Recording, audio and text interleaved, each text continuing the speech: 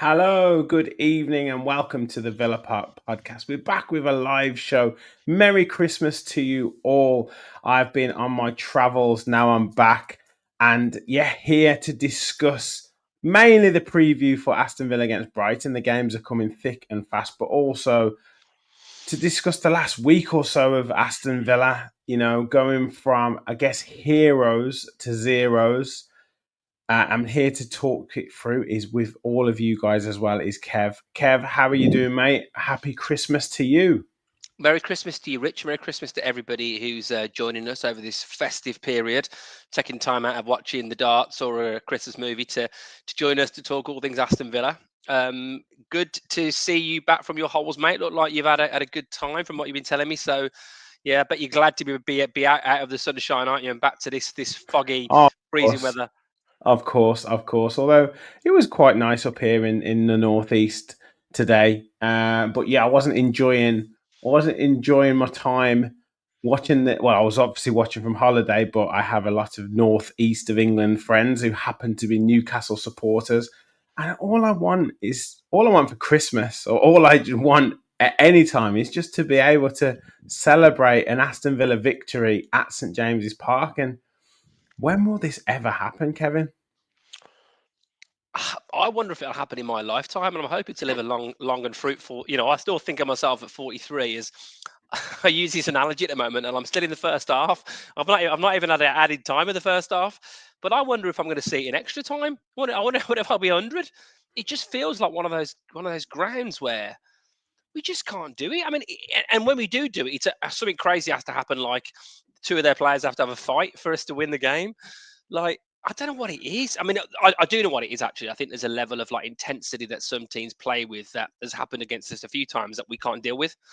And it's probably a talking point, whether that's for now or another time. But yeah, I think we know when we're going to St James's Park now that we may as well just write it off. We may as well just have the players save the legs, have a bit more turkey and stuff in if it's going to be on Boxing Day again. Just give them the 3 points and we'll start from there. That'll do. Yeah. And it's funny because we thought both teams have a history of not doing very well on Boxing Day. I think it's something like Newcastle have lost 15, or Newcastle lost 16 on Boxing Day. Villa had lost 15. So now Villa are level with them on 16 losses. But you're absolutely right. This situation of going to St James's Park, dealing with their intensity, dealing with their press, particularly Eddie Howe's Newcastle as well, and just not being able to stand up to it. And I'm not quite sure what it is. I thought we'd have a more physical midfield presence this time around with the likes of Onana, Kamara, Rodgers, McGinn in there. But it just from the start of the game, letting Newcastle dictate, not playing into totally playing into their hands, letting them pass, but us trying to play the ball slowly into midfield, receiving the ball square on so that they could just step in and tackle us, not reacting to their tactics, their, nasty, not nasty tactics, but just trying to intimidate us. And we weren't up for the battle. And against Newcastle, you have to be up for the battle before you try and beat them at playing football. And we just didn't seem to be able to do it. And it's really disappointing that this has been a trait over the last sort of 4 or 5 away games now, that we haven't been up for the battle. And that's what you've got to do in these games. And I was saying to Gareth before, it's the intangibles that we don't seem to be able to be picking up on away from home in particular.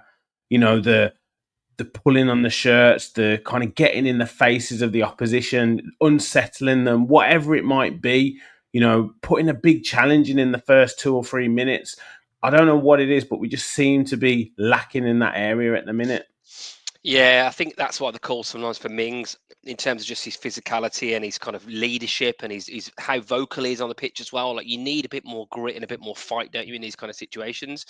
I often wonder whether us having, well, if it would be like Stoke under Tony Pulis, I think they would have done better than Aston Villa currently under Unai Emery. You'd be finishing 7 or 8 places down in the league, but in terms of the fight, of having players that I just fancy the battle, on that cold Tuesday night, as the old saying goes. The thing that disappoints me as well is, I mean, we've not played well against Newcastle really. I mean, we've done okay at them against Villa Park when both teams weren't doing brilliant. There was the Ings overhead kick. There was one where Harahan scored the free kick where it was shifted, but they weren't a great team then, right? And, we were maybe marginally better. But other than, I think, that brilliant performance where we beat them 3-0, which I think was last season, wasn't it? Season before Season last, we before, yeah, lost them we last lost at home. season. Yeah, we lost at home by the same score, didn't we? Other than that, so 2 seasons ago, then home victory, it doesn't seem like we've ever got the same level of fight that they've got. And I also think that clearly then Newcastle think to themselves, oh, it's all right, we're playing Villa. So if we just give it to them a little bit. I mean, That's it. It is the equivalent of, and I've said this to my lad all the time about playing football. If you play a match, he's got a little tournament tomorrow, actually. I said, and that first time when you press a fullback, and if he kind of chirks and doesn't fancy it, every single time you've got him on toast there, every single time. I think Newcastle think that about us as a team, as a club. Qualify for the Champions League, beating Bayern, should have beaten Juve, probably going to qualify at least in the top sort of 16 teams, but maybe top 8. And yet they can play Villa home or away, and I think they fancy beating us because they'll just get at us, they'll press us, and we cannot deal with it. And that point is proven.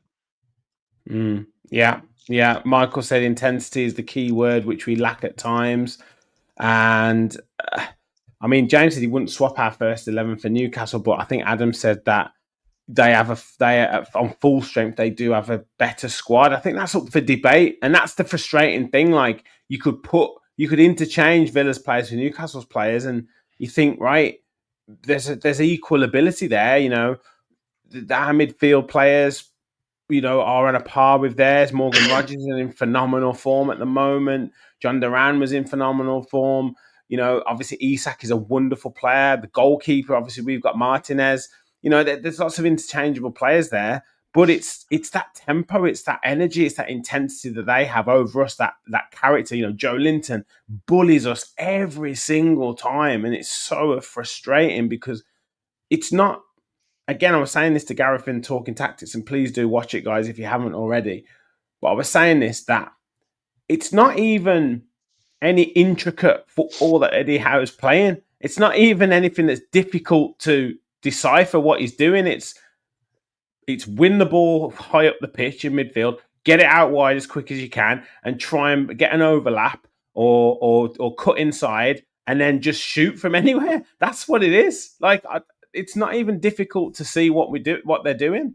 No, it's not. And do you know what it is? It's. I think it's been a hallmark, a negative hallmark of us this season, is that it's just how passive we are sometimes. It feels like when we're passing the ball, we're passing it through porridge or treacle, in terms of the pace that we're putting on the passes. Then, of course, the other thing that Newcastle have got in Murphy and obviously Gordon, or, if they end up bringing on, obviously, one of their subs as well, with the Harvey Barnes, whatever, they've got a bit of pace and quality in the wide areas. We've got nothing in the wide areas really at all, unless Rogers every now and then angles his run away from boshing someone off to end up on the width. But you get my point there. And there's not that level of intensity, and it feels like we want it to always be on our terms, which I do respect if it works, but you got to have a bit of a plan B. And we've had some great results this season. I do think it's a little bit unfair, I will just say, about the weekend game, because I did feel until the sending off, we looked like we were getting back into it, and we looked like we were playing actually not like cutting incisive, football, but we obviously had that free kick, but we got into some good positions, and it was that classic. Yeah. Cash was getting in some good positions down the right. I mean, quality-wise, he didn't necessarily have it, but Deeney was getting into some decent positions on the left. I agree. And look, I don't want to get into the Duran sending off for whether it was or whether it wasn't. What I will say is that I actually appreciate the fact that he was actually putting it in on Fabian Schär, and I wish some of the other Villa players would have done it as well. Now, where was John McGinn stepping up, like smashing into people? Where was Where was Boubacar Kamara smashing into Joe Linton? Like that's what we needed to do against Newcastle. Like, don't worry about the crowd like shouting and chanting, because that's what they're going to do. But put some fouls in on them. Like put some. Fabian Schär did that one in the second half where he's pulling, I don't know if it was Ollie Watkins, but he's pulling him from the other side and he ends up getting a free kick. We've got to learn some of those dark arts of the game, particularly away from home, to disrupt the flow, to disrupt the game and stop them from playing. And we're just not doing it. And I actually appreciated Jhon Duran doing that a little bit, but obviously he didn't get away with it. And it was the ultimate punishment. But I do appreciate the fact that he was trying to put himself about and he was trying to ruffle some feathers. Yeah, I mean, it's obviously a talking point that has divided seemingly the football world, let alone the Villa fan base. And I will just say on it quickly, it's okay to disagree. One of the biggest things we have, and I know Twitter can be a bit of a cesspit, and whatever you think of it at times, X is called now. I think it's magnificent that actually, you can say what you think, even if people disagree with it or not, because there's not many places you can do that now. But hey, I've had some debates with people on there. I've had some DMs, people coming into me, asking me questions. I think it was a definite red card. And people will say they play football themselves. And actually, if you've played football yourself, you'll know you couldn't have got out of the way. What I feel from my experience playing football, that I could have moved my leg out of the way to not put it on the player. I've fallen over in the garden with my kids and I've not absolutely wiped them out every single time I've done it. But that being said, we can't prove it. And we can't prove it at all. What I will say is definitely that VAR and the whole procedure should have been used properly, because certainly they didn't take enough time. When you slow it down, which obviously makes it look worse, you then see Schär put his foot into the groin of Jhon Duran. And then you see the inconsistency of the Pedro elbow for Brighton, obviously, which is clearly more of a sending off than Duran, and yet he can play against Villa on Monday night and Duran can't play. Either way, and another point on this, just to put the icing on top of this whole point for me, the commentary team were fucking terrible. I mean, I don't know if I've got us demonetized here. My dad mentioned that. Obviously I wasn't watching the Amazon God. Prime. I think it was Michael Brown, the ex Leeds, Sheffield United, Spurs player. I think it was Michael Brown, not Michael Bridges, which people were saying in the chat, because I looked it up. And I don't know who the main commentator was, but there was this narrative. Actually, it's just disgraceful that Duran, we as a fan base, right, can say are a bit petulant in our own little WhatsApp chats, but the commentators were saying that he basically got sent off because he was angry that we didn't get to take the free kick earlier on. I mean, it's just absolutely ridiculous. There's plenty of evidence for Duran being a bit of a hothead. I mean, how many times has he kicked bottles? I mean, they must have not be able to get insurance on the bottles if they ever do that, because he's always kicking them. And I think he has got definitely, I think there'll be more problems that will come out with Duran down the line. I think it's just his fiery nature. And I love him when he's scoring goals. But it felt like his card was marked by the commentary team. And I wonder if it's marked by the commentary team, whether his card was also marked by the officials, because the speed of that decision, when the referee had given a throw-in as well straight away, was ridiculous. Looking at it back, I do think it was clumsy, and I think he put his foot on him twice. And could he have got out of the way? I don't know. I think that I can see why it was a red card, and I think it was, and I'm a Villa fan. But I think the whole show around it and how it was set up is an absolute disgrace. Look, right, if Isak does that to Konsa, we're screaming for a red card, and that's how you got to look at it, right? But I don't think he gets sent off for it. Yeah, maybe he does, maybe he doesn't. But at the end of the day, we're screaming for a red card. I'm talking about whether Villa supporters would think saying it's a red card or it isn't. If Isak does that to Konsa, we're screaming for a red card. That's just the nature of it. Whether it is or isn't is another case. But yeah, I think that the whole setup around it was the fact that Newcastle knew, and they could then capitalize on that situation. The keeper runs out. Fabian Schär is an old pro. He knows what he's doing. He lies down for longer. He feigns that he's really, really badly injured. Like all that, the crowd are up for it. All that builds up. Obviously the benches are going at it as well. Like if I was on the bench and I was a coach, I'd be doing exactly the same thing. Like that's exactly what you have to do. And this is what I'm talking about with being more savvy and having more nous about what to do in these situations, particularly away from home. Like you have to spoil the game. You have to take every advantage that you possibly can against the other team, and we're not smart enough. And then when we go into these situations as well, we don't go in with enough intensity, as we've said, to try and win the battle in midfield. Like Boubacar Kamara, we've waxed lyrical about him for weeks and weeks and weeks about how calm he is and how good he's been, but he just went out of a whimper against Joe Linton on Thursday, and it's so disappointing because he could have been so much better, and that is an area where he has to improve. It's not good enough. It's not good enough. Yeah, I did think with Onana and Kamara and the team, I think that we would, I thought we would be good. But then I look at it again and I think, you know what? Like, are we being a bit unfair? They score a goal because we switch off a little bit at the back, which was a great finish.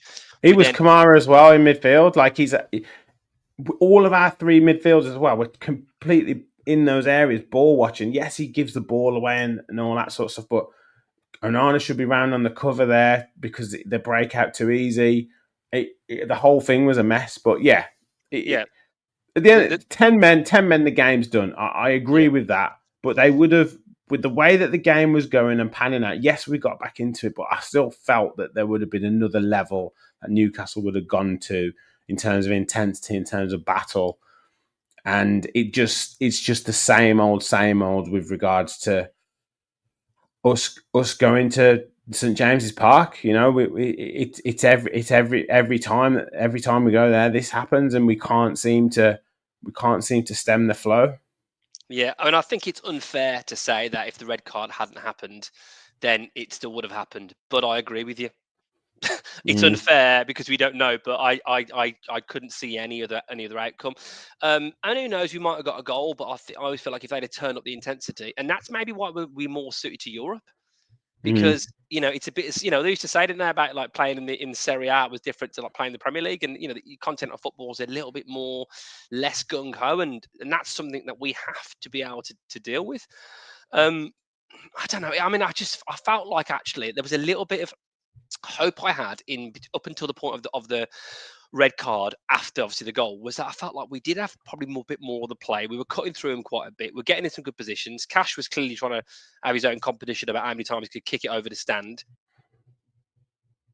I like Cash. I think he's a good right back. I think he's been great for us, but he's...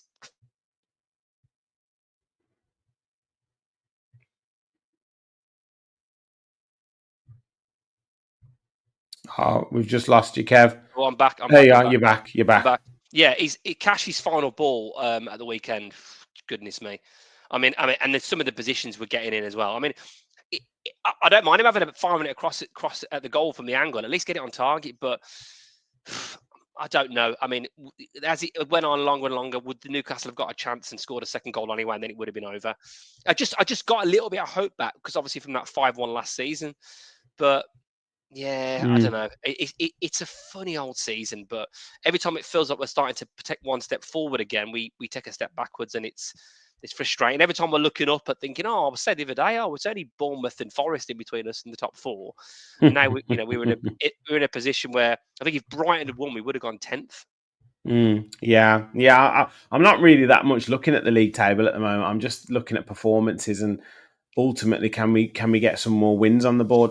I'm not bothered about the league position at the minute because it just changes every week, and different teams are in various positions across the league. I do need to get into some comments, so thank you everyone for your comments coming in. Kevin said, I agree, we lack steel, no doubt about it. Adam says, going down to 10 is always hard, but you see some teams pull together going down to 10. We looked clueless, particularly in that towards the mid to back end of that second half. I don't know what was going on. Michael said, you guys said after Forest about a lack of fight, and it shows. Kevin said, needed Mings. Remember him, Unai? Absolutely. Martin says, we said to be so intense in the first 15 minutes a year ago. Yeah, direct and pace is what we lack, says Adam. Kevin said, the intensity isn't like it was. Why? I don't know. It's just, and Ahmed says that our defense is crap, and that's something as well. It's the defense at the minute isn't covering itself with glory, but it starts further forward. It starts in that midfield. If you've got players running at you, it's very difficult to kind of compensate for that. It's not easy. It's not easy. But obviously, we had a phenomenal victory 4 days before that against Man City, and what a performance that was. I don't want to be too negative, because you go into Brighton on Monday thinking, okay, well, if we get a good result against Brighton, that's 2 wins from the 3 games over the festive period. And then we go to Leicester. We've got Leicester at home on the 4th of January. So then, potential to get 3 wins out of 4. So it's not all doom and gloom, is it, Kev? And No. If we can take heart from that home performance against Man City, that's then 3 home wins in a row. It's starting to get back to that kind of home form that we've been crying out for. I think this league is so crazy now that we have to assess it as a club, like someone living in Britain does about the weather. You're not, if you start crying because it's raining, then you're gonna struggle to cope, aren't you? We've seen enough examples this season of strange results. I'm not saying you accept it in terms of like a blasé attitude, but you have to look at it and think, you know what, there's going to be even more strange results. We're going to lose some games we shouldn't be losing in the rest of the season. We're probably going to win some we don't expect to win, and weirdly, it's only in Europe we seem to be doing that against the bigger teams. We're not obviously doing it in the Premier League, but then we seem to be beating the teams that we should be beating, which obviously is a good sign. But we absolutely have to look at the positives here. I find myself almost being a bit bipolar about it. Like in one breath, and you're doing your great job clipping up the TikToks, whatever you're doing, just making me look like an absolute mug and getting a roasted on TikTok from various people that think I'm an absolute idiot. Someone said they thought I was AI. I was like, you're not this ugly on AI. So, but anyway, yeah, and you clipping like saying we're going to win the league, but genuinely, I'm not. I think we've got a really good chance of top 4. Some people are saying top 10, and I think we've got a chance of top 4. I think everything's up for grabs still. It's a crazy season, and actually, from that really bad spell, we have largely improved, haven't we since then? And it's a shame that the Newcastle game followed the Man City game, because that was our best performance of the season. I know Man City are in a bad place and they're not playing particularly well, but we played great in that game. We played really well, and it was a thoroughly deserved win. It should have been more, and that's obviously 2 games in a row against Man City at home. We've beaten them at Villa Park, which is obviously absolutely fantastic. I really fancy us to beat Brighton. I actually think as well, like, it's a great situation to be in, that Duran's out. We can put Watkins in. I mean, probably England's number 2 striker. I know his form's not been great. His finishes hasn't been good, but what an opportunity against the team he's got the best record against in the Premier League, in Brighton. I think he's got like 10 or 11 goals against them. And then Leicester afterwards. And we have to remember as well, our last 4 games we've lost away from home have been against, I think he's the 4 of the top 5. Yeah, absolutely. It has been a difficult period away from home. I think it's the performances that have probably left a little bit to be desired. But yeah, I mean, home has been good, and the intensity against Manchester City was really, really good, and the tactical nous that we displayed, and Morgan Rogers was excellent, and Tielemans was fantastic, and the defense was excellent as well. So I'll be hoping for that intensity, because Brighton are going to pose a different threat. Much more movement, I would imagine, across the front line, and more intricate passing. But yeah, it's going to be an interesting one for us. And let's talk about Ollie, because I think it's a really good opportunity for him to come back in and really show us what he can do. He's got 3 games now to bed in and get himself going. Because I was actually speaking to Gareth about this, because Jhon Duran is wonderful. Don't get me wrong, and some of the goals he scored have been fantastic, and he's won games for us off the back of that. But I do think sometimes we can get blinded by, it has to be Jhon Duran or Ollie Watkins, or Ollie Watkins is shit and Jhon Duran's now the best thing since sliced bread. But I mean, for me, like, watching it from my, I guess, coaching experience background that I used to be involved with, the Brentford game, when Brentford were absolutely flying, Ollie Watkins was unplayable, was absolutely phenomenal in that game. And then he comes on against Southampton. Yes, Jhon Duran scored, but I didn't think Jhon Duran had a good game at all in that game. Watkins comes on and it changes the setup of the game, but he misses some absolutely ridiculous chances. Fair enough. Okay, that's what happens. But Nottingham Forest, I was at the game. Jhon Duran scores a great header. But apart from that, he was rubbish. I didn't think he had a good game at all. And then Leipzig, I thought Ollie Watkins was excellent in the first half, sets up John McGinn's goal. Jhon Duran comes on in the second half, is excellent again. Jhon Duran is brilliant against Man City, don't get me wrong. But I don't think that this kind of Ollie Watkins sort of is all of a sudden now terrible. It should really come into play, because I don't think he's actually been that bad. Like Mate, he couldn't do anything on Thursday when we're down to 10 men. So to come in now for 3 games, I think is a really good opportunity for him to show what a good player he is. well, it is a good opportunity for him, and he obviously hasn't got looking over his shoulder now, has he? The spectre of Duran kicking things on the bench, waiting for his chance to come on. He'll probably be kicking staff soon, won't he? Kicking like coaches, just kicking everybody, kicking who he can, kicking the ref, and then doing this afterwards. Why have you sent me off? So that's obviously a good thing. I think the difference with Ollie Wright this season is just the big chance he's missed. He has missed the most big chances in the Premier League this season. 15. Haaland's got 14. So there you go. Yeah. I And just feel like we're so stat mad these days with yeah, anything with the Premier League. It's but like, we've seen it, haven't we? Though? We've yeah, seen it. We've seen it with our eyes. yeah. We've Oh, seen of it course he's missed big from the chances, but Arsenal game. Erling Haaland was the best striker of the last 2 years in the Premier League, and like you said, he's missed 14 big chances. So Yeah, I know, but obviously look where Man City are now. mhm. I think But all round play. he's not. But what I'm saying is, no one's going to turn around and say he's crap. Like, No, I think it's a massive, massive, massive overreaction when people say that. And I think he's definitely a better all-round striker than Duran. Duran's getting credit lately when he tracks someone back and presses someone, and obviously you gave it him earlier for that. At least the effort to get in at Shah and make it difficult for him. Although he obviously got himself sent off for his trouble, but Watkins is definitely an all-round player, better all-round player, better hold-up play, a better runner, more intelligent.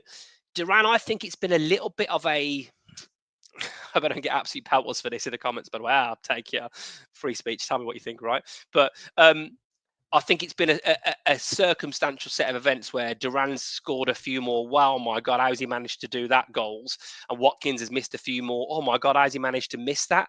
And combine those two phenomenons together, it means that Duran is now has had the starting berth, obviously up until the red card. Watkins hasn't become a top player. deservedly so. Don't get me wrong. Yeah, because Deserved. Yeah, Watkins was off it, wasn't he? And yeah. Duran kept scoring when he came on. But I think Watkins to prove now, it's for him to prove what kind of player he is, and he hasn't had the plaudits like he was getting last season. And I know No. this whole thing, I was carrying an injury over the summer, and that's why I had a slow start. Well, it's time now to show us what you're all about, Oliver. And I back him to do it. I think what two better games could you want than Brighton at home, and then obviously Leicester at home as well. Like, you've got two great opportunities there to show us what you're all about. The other question is this, Richard: does it mean now that Mr. Louis Barry's going to get an opportunity maybe in early January? Well, look, I was saying it months ago, and everyone was like, "Nah, no way, he's not good enough." Da, da, da, da, da, da. And I'm like, "Look, man, a player is a player. If you know when you see a good player, and you know if a player has that kind of, what is it, that intangible, I keep saying that word, but that quality, that whatever level you put them in, they will be able to withstand it." And I just think Louis Barry's maybe got something that some other players haven't necessarily got, in terms of ruthlessness, in terms of obviously the form that he's in at the moment, direct play. That's what we're missing. Just someone. I know Morgan Rogers is very direct, but particularly out wide to cut in. He reminds me of an Anthony Gordon type player. Pacey, direct, not really any frills about his game, but he can cut inside and he'll shoot. He's not bothered, and I think that's maybe something that we need. I'd probably still be leaning towards a championship loan move, but I think all bets are off. Particularly with Duran being suspended. I know it's only for 3 games, but that this is the type of thing that might have to be weighed up. What if we get more injuries? What if we get more suspensions? Are we going to be able to operate with just one striker for various games? I know, as I say, Barry's more of a wide player coming inside, but yeah, who knows? Who knows? But look, quality is quality at the end of the day, and he's certainly done everything I've asked of him and more on loan at Stockport. So we'll see what happens. Few comments coming in. Adam says Watkins has already proved it. Martin says Duran can actually strike a ball. Well, we definitely know that. He definitely can. Kevin said he expects Bailey and Ramsey back, if not Monday. Definitely against Leicester would be like 2 new signings. Well, I thought Bailey looked pretty sharp as well when he came on, putting a good ball in for Watkins that just got hit over the bar. So it'd be nice to see Bailey on Monday. Very nice to see him. Obviously, it would be nice to see Ramsey as well. Jason said Watkins reminds him of Dean Saunders in some ways, and Duran reminds him of Daly and Atkinson. And another Villa podcast, Giggs says 6 goals in the next 3 games for Watkins. Well, that would be excellent if he could do that. I would absolutely love it if he could do that. And I do think as well with the Duran Watkins thing, I do think that Jhon Duran is brilliant for us supporters because he scores goals from absolutely anywhere. Obviously, the Everton goal, the Bayern Munich goal was unreal, the Leipzig goal.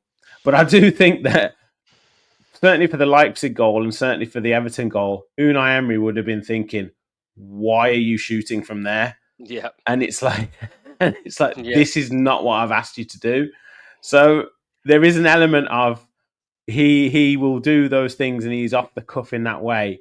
And he's probably less of an Unai Emery type player than, say, like, if Steve Bruce was manager, he'd love Jhon Duran because he'd just be like, oh, just give him the ball and he'll win the game for us. He'll do something. Whereas I don't know if Unai Emery still is kind of 100% sure with him.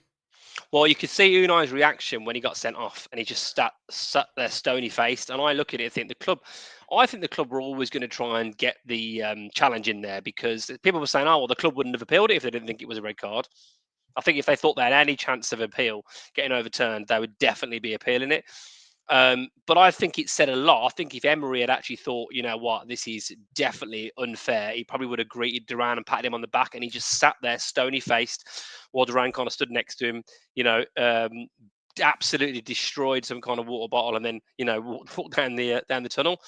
So I'm not convinced that Duran is an Emery type player, but you've got to give Emery credit as well because he's bowed to the pressure, but also by the fact that Duran has proved himself by getting goals when he started. Because he was always said that he can only do it as a sub. Then I think he got 4 in 4 starts, so he gave him the opportunity. But you feel like Watkins is more of an Emery type player in terms of being able to follow instruction, and he's less likely to get visibly annoyed if he gets subbed, less likely to start kicking things, less likely to be as emotional and passionate. Although that being said, what have we said from the get-go? We need a bit of that. We need a bit of emotion and passion. So you got to be careful what you wish for. And I'm saying it as I talk. Like I'm thinking, like, if we can just harness that in the right kind of way, there's still a massive potential there. No team wants to play against the Ollie Watkins that we saw against Brentford, and no team wants to play against Jhon Duran that we've seen, multiple times this season because you just don't quite know what you're going to get with him. I just feel like I just could see some of the runs that he was making on Thursday, and they were nothing runs. They were just straight runs, and you need to peel off your centre half, or you need to make a diagonal run so that Bend then the play So you either need to bend your run, or you need to widen the angle away from the defender to give yourself an angle to receive a pass, or you need to make a diagonal run if it's a straight ball, so that then you can run onto it and behind the defence. So he did, but he just when Rodgers was running through, if you watch it again, so many of his runs were just straight, and that's just not effective. And I've seen that a few times against Nottingham Forest when he started as well. He just wasn't making an angle off the man to receive the ball. And Watkins does that, but then obviously Watkins' first touch is sometimes questionable, and then that's what leads him to missing a number of his chances. So, yeah, I think if you could combine the two, then you'd have a hell of a striker. Let's talk. Go on, sorry, mate. Go on. Just going to say finally, I still wouldn't be surprised if he left in the winter. If he went, if something happened with some kind of deal where they get a player and they want and they get a fee for Duran. I mean, I think with Duran, he's unpredictable on the pitch, and I think what will happen off the pitch will be unpredictable as well. And there was a links, wasn't there, with Osherman today? Have you seen that? Victor Osherman, obviously this highly touted striker that all the big teams were after, and apparently Napoli would be all over Duran, and we got Osherman. It's like, whoa, hang on a minute, maybe Monchi's going to do a bit of dealies in the background. It gets quite exciting, but who knows? I mean, he might be a whole ender hero and break the record for goals for Aston Villa. He might be gone early January. He might have played his last game for us. Watch this space with Jhon Duran. Yeah, you never know. Like you say, mate, it's so unpredictable. Adam said Duran needs help. Same with Watkins, lacking goals from midfield and defence. We definitely do need more goals from elsewhere. That's one thing.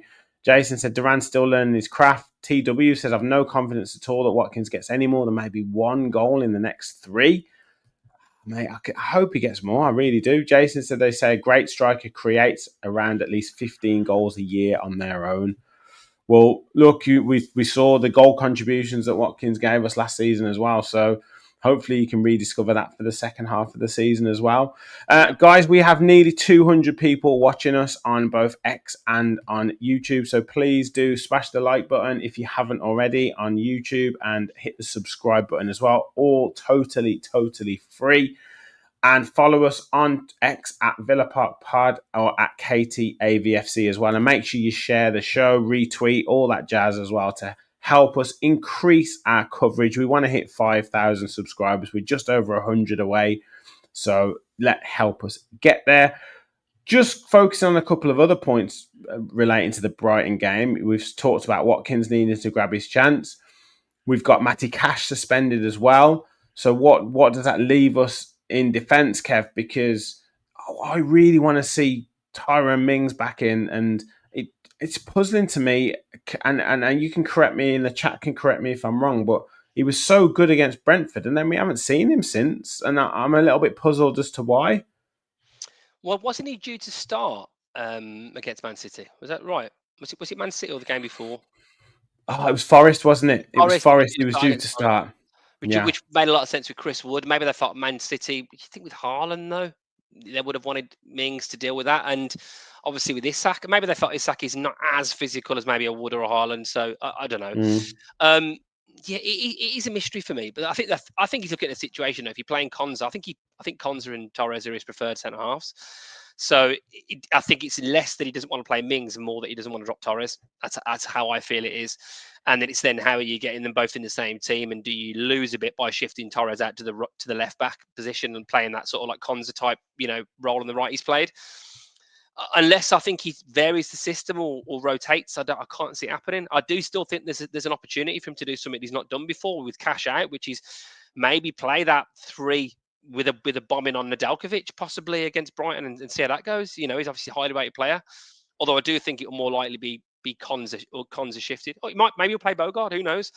Everything's up for grabs. But I would love to see Mings back in that team. I think right now when we need a bit of leadership, I just think we're a better team defensively. It's been proven we're a better team defensively with Tyrone Mings in it. Although obviously we qualified for the Champions League without him in the team, and Torres was an absolute pivotal part of that. But defensively, without him, I just think we leak goals now. Yeah, definitely. And just, a few people in the chat there talk about Nedeljkovic coming in. I think Kevin's wanting him back there, but Giggs says Konza to right back with Mings and Pau. Michael saying we need to take care of Mings. Do you see Nedeljkovic coming in? I mean, he came on against Newcastle, played it more safe, to be honest, than kind of attacking. And it's difficult. Obviously, we're down to 10 men. But I don't know. I can't see Nedeljkovic coming in. I have to say, I think it will be Konza right back, and it could probably be most likely as well be Diego Carlos at right centre back, and not Mings.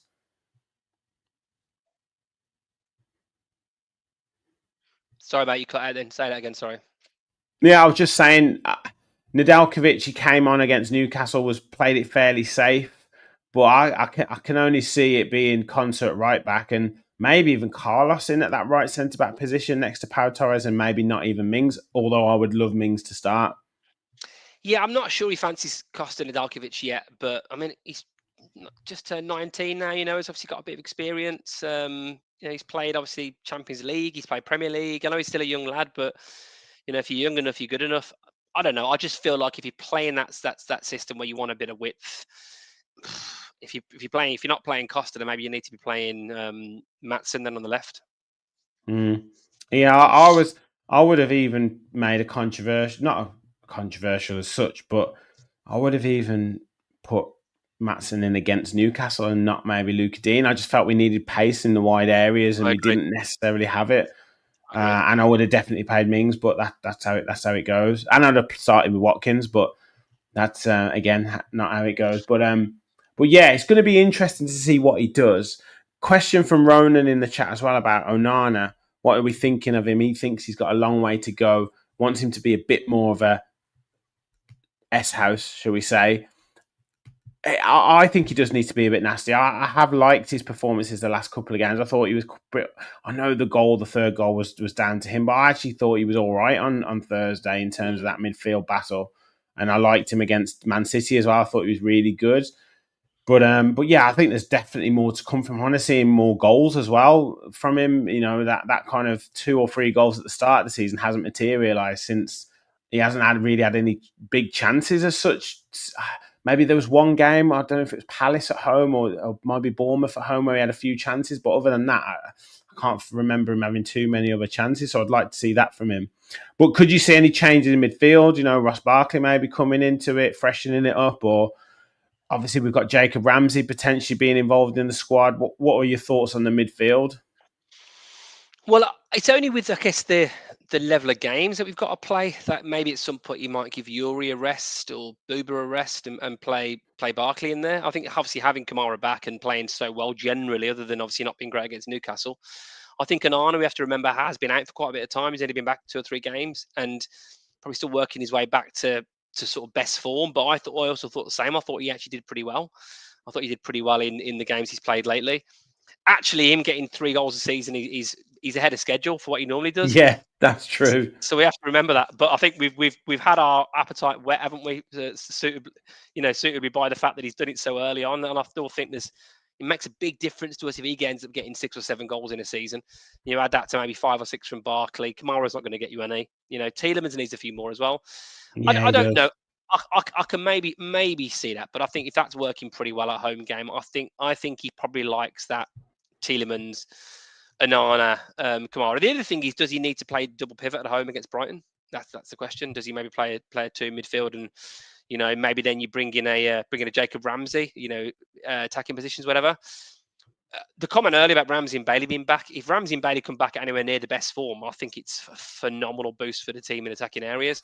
Massive. Ramsey, I think, shown elements of it, but it's obviously can't seem to stay fit for long enough. And Bailey's obviously been a shadow of himself than he was. Obviously, that wonderful season he had, particularly the start of last season.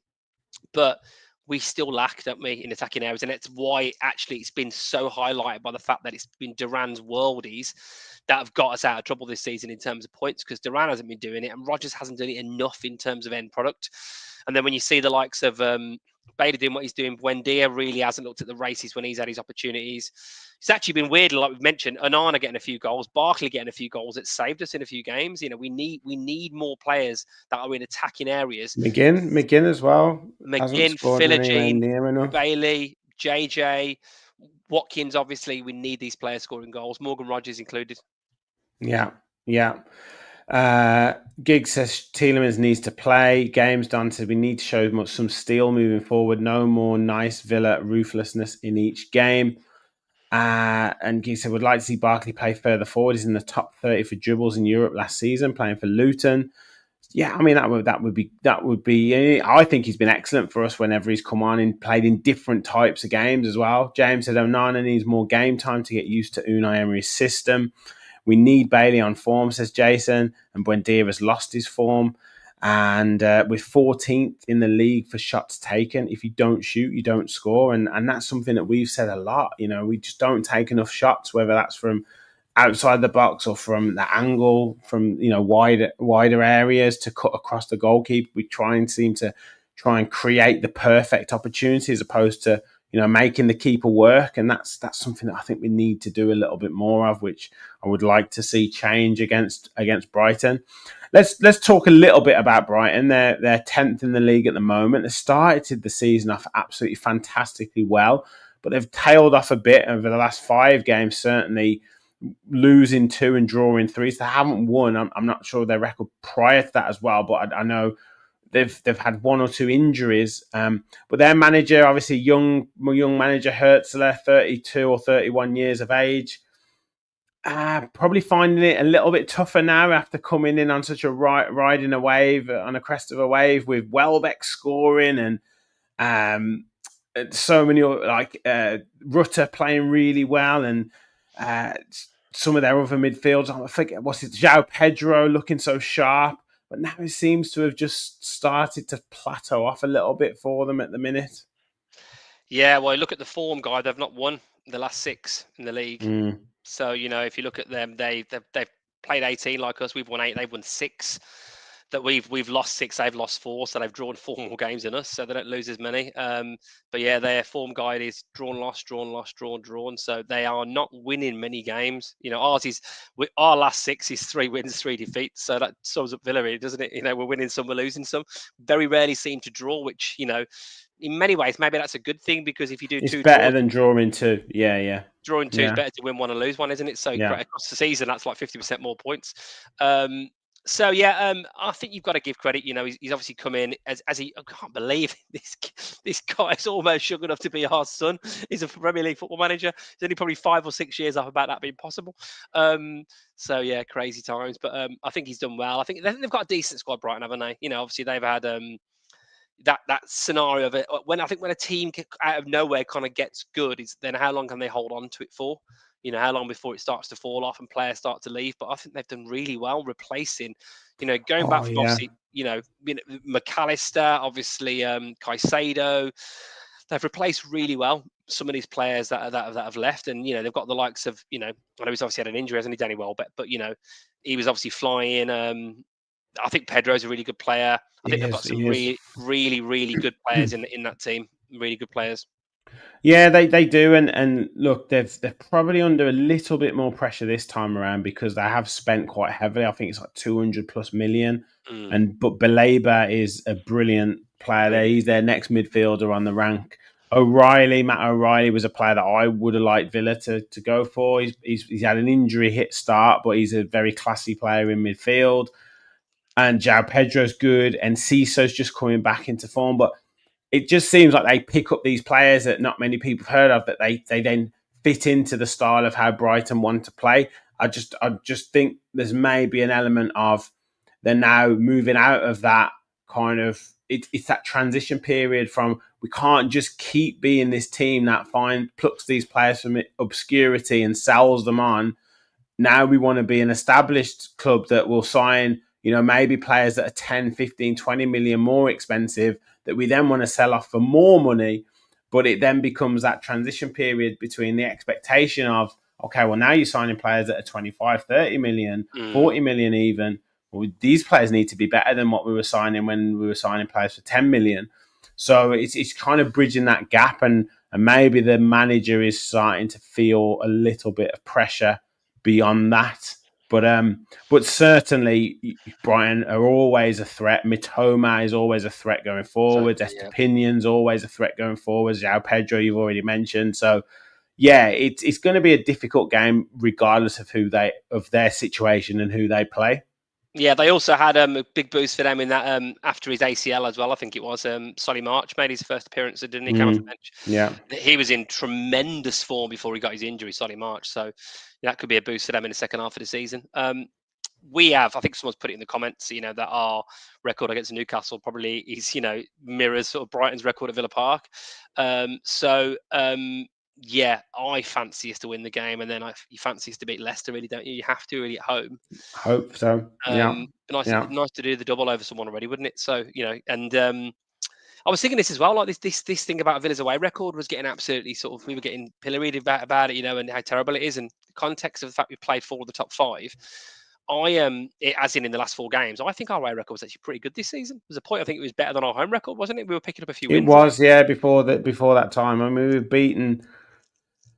beaten West Ham, Fulham. Leicester, and Fulham away from home, and we've drawn against Ipswich. And I think that's about it. Yeah. We've maybe had one other draw somewhere. Yeah, so certainly these 5 away games have put paid to that. But yes, you are right in saying that they are against some very, very tough sides. Although, you know, Tottenham very, very inconsistent at the moment. So yeah, that was a bit of a forgetful second half against them. But look, we can put it right in the second half of the season. And like you say, we've got 2 really winnable home games in the Premier League to come. We've got an FA Cup game against West Ham, and then we've got an away game against Everton. So certainly some games where we can get back on track and really start to push on. You mentioned the record against Brighton. Let's have a little look at our recent efforts against them in the Premier League. Take a look at the stats. So in terms of times we played 10 games against them. Villa have had 6 wins in total, 4 of them being at home and 2 away from home. And Brighton have only beaten us once away from home and once at home. And we've had 2 draws in total. So pretty good record for us. 1-0, we got beaten last season in a bit of a nothing performance. And I got a parking ticket as well. Great day for you then, mate. But 6-1 victory at the start of last season, which was an absolute phenomenal performance, and where we're hoping one from Ollie Watkins again on Monday night, because he got a hat-trick in that game. A 2-1 win the season before, towards the end, to seal European Conference League football, I believe, in that game. A 2-1 victory at the Amex Stadium before that as well. I believe one of Unai's first games in charge, if I remember right. Danny Ings, both goals. Yes. Or was that the yeah? And then February we won't beat them 2-0 under Steven Gerrard. I think that one was a 2-0 victory. I think Matty Cash scored an excellent goal in that game as well. So a pretty decent breakaway goal, wasn't it? Remember that one? Yes. Yeah, another good finish as well. So a pretty decent record against Brighton there. 4 victories out of the last 5 meetings. Looking at our form, as you mentioned there, Kev, 3 wins from the last 5. And so 9 points from 5 games, which isn't too bad in terms of form. Brighton with 3 draws and 2 defeats, so searching for some form, and obviously they have conceded quite a few goals in those last 5 games as well. Villa 9th as it stands, 8 wins. Brighton 6 wins, 4 draws for Villa, 8 draws for Brighton, so they don't mind a draw. They've only lost 4 games this season, and we've lost 6. Average goals scored, pretty much the same. Average goals conceded, pretty much the same. They have more clean sheets. I mean, 2 clean sheets for us this season is absolutely disgraceful, to be honest with you. We do create more chances than them, and then obviously we're topping the charts on the goals and on the assists and on the tackles. So yeah, it's going to be a difficult game, but as you said before, mate, a game that we should be going in with a bit of confidence, particularly after the performance against Man City at home. Yeah, I think we absolutely have to be, really. There's been enough largely positive performances lately after that horrible slump we had for like 6 or so games. There's been enough decent games. Be interested to see where we are in the league when obviously after these 2 games, because there's teams obviously ahead of us in the league that have got some tricky game. You know, Fulham and Bournemouth are playing each other. You know, so obviously one of those is going to get points off. And Forest have got to go away to Everton. Everton in okay form, to be fair to, you know. Man City got to go away to Leicester. That won't be easy. Although I fancy their chances, but it won't be easy. Chelsea fancy themselves to beat Ipswich away, and Newcastle have got to go to Man United, and who knows what's going to happen there. Yeah, exactly. Yeah, and then you go into and then Arsenal away at Brentford, or maybe Arsenal aren't quite where we're chasing, but again, it won't be easy. Brentford are good at home. And then the week after, obviously, when we've got Leicester, Spurs are playing Newcastle. Again, Newcastle got 2 tricky games. Bournemouth have got Leicester. Sorry, Bournemouth have got Everton. Man City should beat West Ham at home. You'd fancy that. And then Brighton have got Arsenal. So, you know, everyone, you have to remember, is playing each other. So actually, what looks like a terrible situation, if we get 2 wins in these next 2 games, if you look at the league, there's only, I think, 6 points separating 13th to 5th in the league. If we get 2 wins, I fancy us to be in the top 5. Oh, we'd be back in fifth. We would definitely, but that's. I'm not really looking at the points and anything like that, and I'm looking at performances and victories because the rest will just take care of itself. It's not as if last season where we were in the league at this stage, we were third and fighting for top spot or whatever. I'm talking about this stage. We soon tailed off, but we had enough points in the bag to kind of give us a bit of a buffer, and we knew we'd win a few games along the way to stumble across the line in terms of the top four. Whereas this season, it's like everyone's beating each other, so it's just a case of like, yeah, you just have to concentrate on what you're doing in your game, and that's it. Like, we haven't got enough of a cushion to be worrying about, like, to be saying, oh well, we're 3 or 4 points above them, or we're 9 points clear of Newcastle as it stands. Like, we've just got to keep just going with performances and trying to chalk up wins, and that's it. 3 days, 3 days, and I think 90 minutes till the transfer window opens. Yeah, and then get yourself there or thereabouts, get yourself in that top 5 or 6, still in the FA Cup, and see us sign no one. Yeah. Still in the Champions League in a very, very healthy position, still in the EFL Trophy, along with Birmingham City, by the way, may I add. We're still fighting on 4 fronts this season, and they've got to go to Newcastle. And I would love it. Oh, Richard, if we could win a trophy this season, mate. I really feel like if we can just bring in a couple of players, do some wheeling and dealing, get something to happen, or however it, players out, players in, whatever.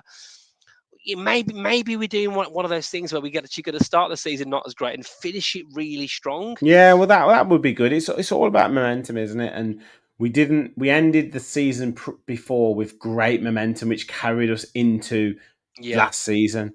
And then we really did stumble across the line last season. And when you look at everything, the Arsenal win and the Liverpool draw, however, by hook or by crook we got us the Champions League football, because some of the performances and some of the games that we played around that time were really poor. You mentioned that the Brighton game that we just said there, we just didn't really turn up. So it was difficult, and some players were playing wounded and injured and all that. So it would be good to kind of, yes, we've battled through that period, and we are where we are in the league this time around. If we pick up a victory against Brighton, we're probably 6th or 7th in the table. Pretty decent in terms of that. But if you can finish the second half of the season and gather that momentum and gather that pace and finish the season strong, then it's still there for us to finish, 4th, 5th, 6th, whatever, and have a really good run in the Champions League, have a run in the FA Cup as well. So everything's still there for us. It's just, it's which way do you want it? Do you want to start the season with wonderful momentum and be unreal, like, say, Nottingham Forest are this season, and then stumble across the finish line, or do you want to start slow and finish really strong? Which you want both. I know you want both, but yeah, which one would you rather? Let's stay like this, right? So, remember that 3-3 draw against Liverpool? Duran gets the 2 goals. I mean, we were looking like we were out of that game, 3-1 down. It would have been a totally different feeling if we'd have been 3-1 up, and then Nunes had come off the bench and scored 2 goals for them. So I actually think it's how you end rather than you begin. I mean, obviously you want both, but the record book will be very, very different. If you end up like we did last season, right? We got the Champions League qualification, and no one really cares how we did it, right? Although the Villa fans now remember that we weren't in particularly good form towards the end of the season, and we probably got a bit of a hangover from that in this season. But you are absolutely correct. That season where across the calendar year, our points haul was unbelievable. We were 4th across the league, I think just about almost 3rd across that calendar year, because from literally January to December, we were just brilliant from when Unai came in. And if we can just get back to a bit more consistency, and I know TW doesn't believe me in the comments. He loves my positivity, but doesn't understand anybody. I'm going to believe that we will get somebody in somehow, and then maybe you just get some of these players with a bit more form come back in. Man, we're gonna have to start getting some clean sheets a bit more consistently at some point. Surely, Bailey's got to get some of that form back. Surely, at some point, I am trying to keep this positivity going because the performances have been better, and we've still got loads to play for. Do you want to bet against us, Richard? Well, a famous ex Aston Villa manager said that, and Yeah, brought us some absolute wonderful glory. So, Remy, you Remy know, God. yeah, Remy, good old Remy, Remy. good old Remy Never, God. never forget Remy. Yeah, that statue will be built soon. Michael said, "Marathon, Richard. The season is a marathon." We know, yes, absolutely, Michael. We bow to your superior knowledge on all things marathons. Jay said, "I fancy us to get top five still in a good Champions League run. Not so bothered about the FA Cup, to be honest. Great show as always, lads. Top man, thank you very much. Over 200 in the chat as well, which is wonderful, wonderful. So we're going to finish up in a second. I want to get your score prediction in a second, Kev. Everyone in the chat, get your score predictions as well. Just want to mention our show supporters football prizes. They have a wonderful competition on at the moment. It's only 39 pence for the ticket at the minute to potentially win an Emi Martinez signed Aston Villa shirt, plus also 25 instant wins, so including 2 hospitality tickets for the Leicester game on the 4th of January, Aston Villa home shirts, all sorts of prizes as well. And there's loads of tickets available because it's only 39 pence, and there are just under 2 days left of the competition, so it ends just before the Brighton game on Monday, the 30th of December at 7:30. So please visit footballprizes.co.uk, search for the Aston Villa prize, purchase your ticket there. You can purchase more than one ticket. I mean, at 39 pence, it's an excellent opportunity to try and win. So do visit footballprizes.co.uk and search for the Aston Villa competition. So let's have a look in the chat before I come to you with your score prediction, Kev. Adam is saying 2-1 Villa. Jason is saying 2-1 Villa as well. No clean sheet, but a win, says Adam. I do probably think that as well, mate. And no clean sheets at the minute. Where have we got here? Dave says 3-0 Villa. Really good. He's going for a clean sheet. Deontay said Aston Villa 3, Brighton Hove Albion 1. No pressure, Kev and Michael. Is this to do with your fantasy, not fantasy football? This is prediction league. Yeah. Stephen said only just got unlocked 3-1. Stephen says 4-2 Villa, Ollie Brace, McGinn and Rogers. Excellent. But it was a great win that. 2-0 Villa, says Michael. I did predict to draw, but let's get that win and a clean sheet. 2-0 Villa, says Kevin, and 3-1, says PJJ. So everyone is very, very confident in the chat. What are you saying then, Kev? Well, Deontay's stolen my thunder there, which I don't mind at all, mate. At all. You do it all day long, dude.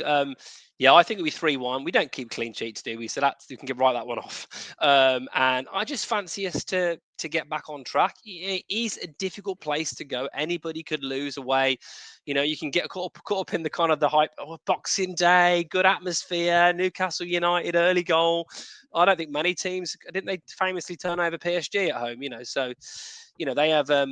They've obviously got to be a difficult place to go, as are Spurs when they're on it, as are Liverpool away from home, etc., etc., etc. So, and Chelsea are obviously in great form as well. So I just fancy us, you know, Brighton, as we've discussed, aren't in fantastic form, and we are at home. We've got a bit better at home lately.